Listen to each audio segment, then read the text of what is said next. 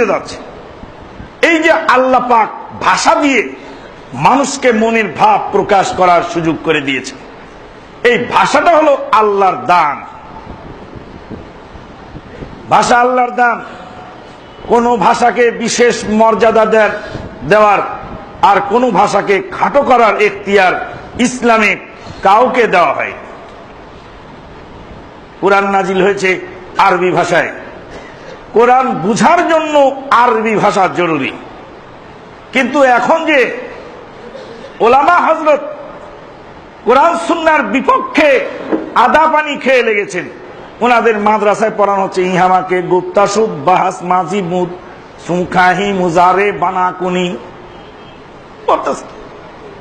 ফার্সি ভাষা।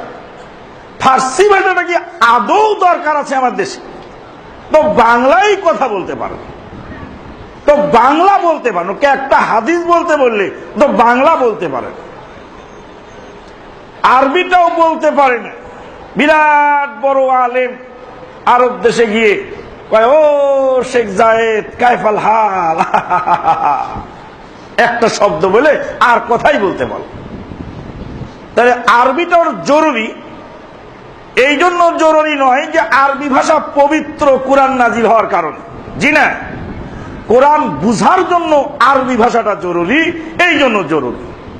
প্রত্যেক মুসলিম সে যদি আরবি ভাষা বুঝতে পারে আর আরবি ভাষা বুঝে যদি কোরআন বোঝে, যতটা সুন্দর ও সহজ হবে ট্রান্সলেট দিয়ে অতটা হুবহু অর্থ পাওয়া যায় না। আমরাও কোরআন তেলাওয়াত করি, সালাত আদায় করি, তা আমাদের মুসল্লিদের তো কান্নার রোল পড়ে না।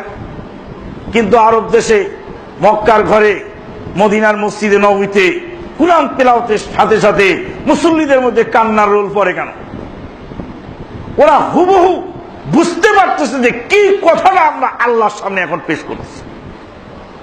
এই আয়াতটার পূর্ণাঙ্গ অর্থ সম্পূর্ণভাবে যখন সে অনুধাবন করতেছে, তখন সে আর থামতে পারতেছে। ইয়াওয়াদ্দুল মুজরিমু ইয়াওমাইদিন লাউ ইফতাদি বিবানি, সেদিন পাপিষ্ঠ লোক নিজের কলিজার টুকরা সন্তানকে জবাই করে ফিদিয়া দিয়ে মুক্তিপণ দিয়ে বাঁচার চেষ্টা করবে জাহান্নামের আযাব থেকে।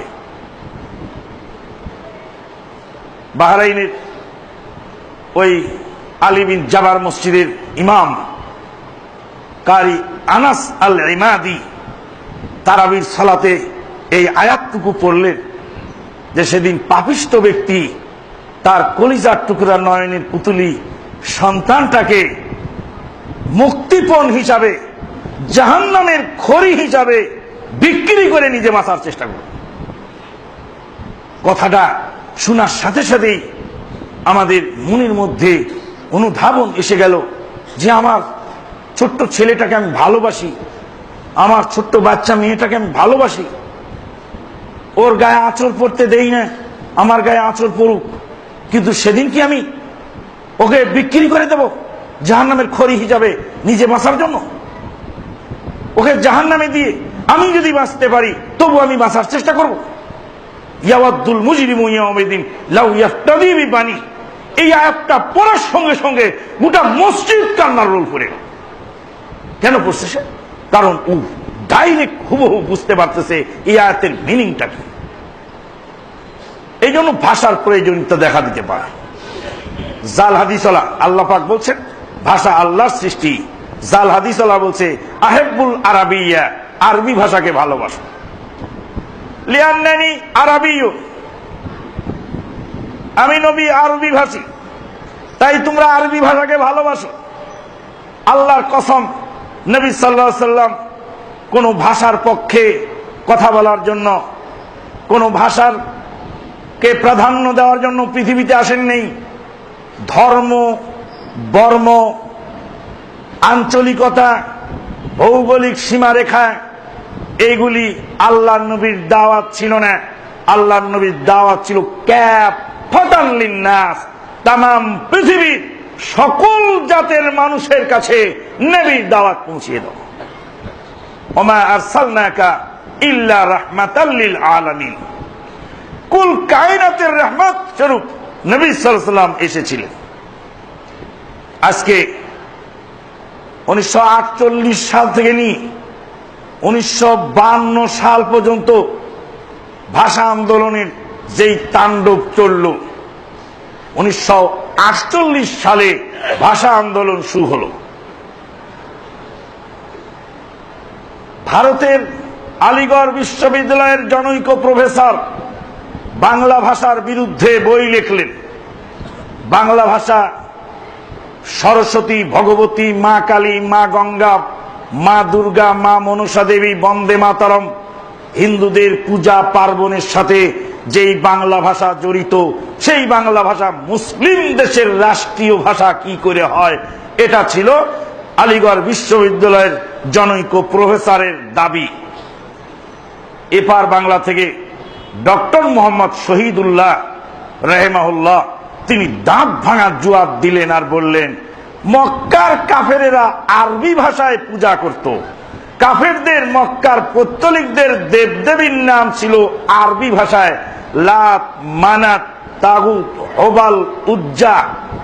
হবাল, উজ্জা, লাত, মানাত, এই যে দেবদেবী, এই দেবদেবী মক্কার কাফেরদের আরবি ভাষার দেবদেবী। আল্লাহ পাক সেই ভাষাতেই বললেন, আফারাআইতুমুল লাতা ওয়াল উজ্জা ওয়াল মানাতাস সালিসাতাল উখরা। কোরআনের লাত, উজ্জা, মানাত এগুলি কথা, এগুলি দেবীর নাম কোরআনে আল্লাহ দিলেন। তাহলে ভাষা যদি খারাপ হয়ে যায় পূজা পার্বণের কারণে, তা আরবি ভাষায় যে পূজা পার্বণ হলো, তা আল্লাহ পাক সেই ভাষায় কোরআন নাজিল করলেন কেন? আল্লাহ তখন বলতে পারলেন না যে না, এই ভাষা পচে গেছে, ভাষা নষ্ট হয়ে গেছে? ডক্টর মোহাম্মদ শহীদুল্লাহ সাহেবের এই ক্ষুরধার লেখন, চলন্ত বিশ্বকোষ যাকে বলা হতো, সেই ডক্টর মোহাম্মদ শহীদুল্লাহ সাহেব ক্ষুরধার লেখনীতে যখন সে ঠান্ডক হয়ে গেল, তাদের কোনো জবাব থাকলো না। এরপরে বিভিন্ন ভাবে এই ভাষাকে কোণঠাসা করে এক পেশে চিন্তা ভাবনা নিয়ে এই ভাষাকে দমন করার চেষ্টা করা হলো।